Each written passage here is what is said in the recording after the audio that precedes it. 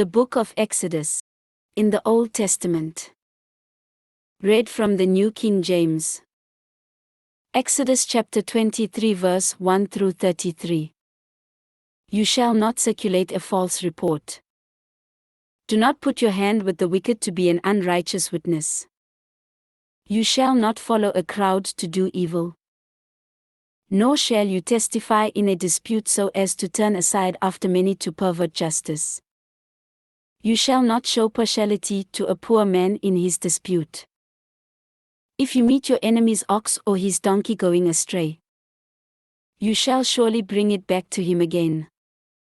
If you see the donkey of one who hates you lying under its burden, and you would refrain from helping it, you shall surely help him with it.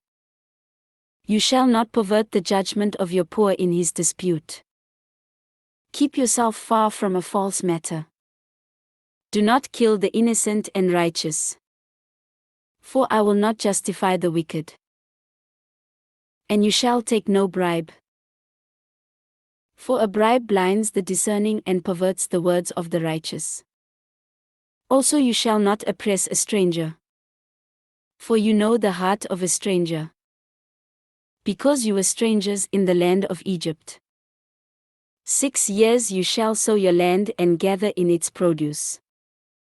But the 7th year you shall let it rest and lie fallow, that the poor of your people may eat, and what they leave, the beasts of the field may eat. In like manner you shall do with your vineyard and your olive grove. 6 days you shall do your work, and on the 7th day you shall rest, that your ox and your donkey may rest, and the son of your female servant and the stranger may be refreshed. And in all that I have said to you, be circumspect and make no mention of the name of other gods, nor let it be heard from your mouth. 3 times you shall keep a feast to me in the year. You shall keep the feast of unleavened bread, you shall eat unleavened bread 7 days, as I commanded you, at the time appointed in the month of Abib. For in it you came out of Egypt. None shall appear before me empty.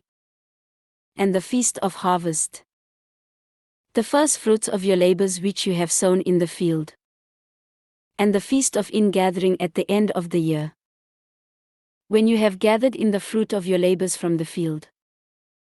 3 times in the year all your males shall appear before the Lord God. You shall not offer the blood of my sacrifice with leavened bread, nor shall the fat of my sacrifice remain until morning. The first of the first fruits of your land you shall bring into the house of the Lord your God. You shall not boil a young goat in its mother's milk. Behold, I send an angel before you to keep you in the way and to bring you into the place which I have prepared. Beware of him and obey his voice. Do not provoke him, for he will not pardon your transgressions, for my name is in him. But if you indeed obey his voice and do all that I speak, then I will be an enemy to your enemies and an adversary to your adversaries. For my angel will go before you and bring you in to the Amorites and the Hittites and the Perizzites and the Canaanites and the Hivites and the Jebusites, and I will cut them off.